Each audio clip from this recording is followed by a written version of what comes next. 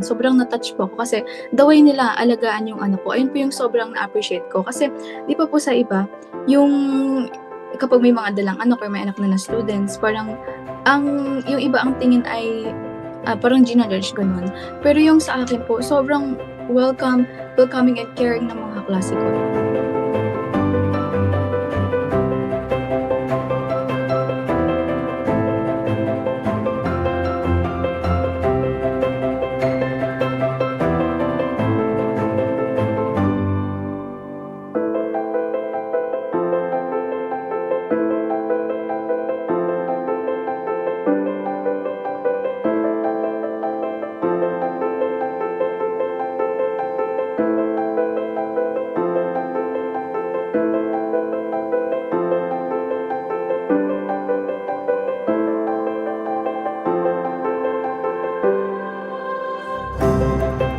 Then yung ibang professors sinasabi na dalhin ko sa office para malamigan siya. Lahat po sila kapag dadating ako sa school nakasama siya, bubungad pa lang po sila sa corridor or lalabas sila ng classroom para salubungin yung anak ko, kukunin nila sa akin.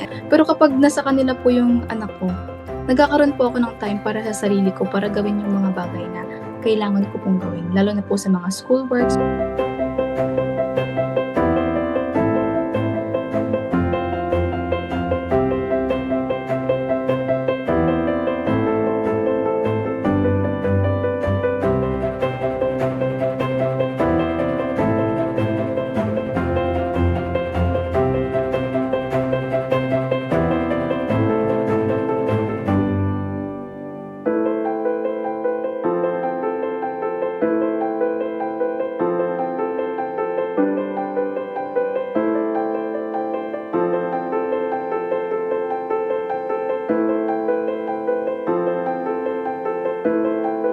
Wala akong, reason para huminto, kahit na minsan na sobrang nahihirapan ako.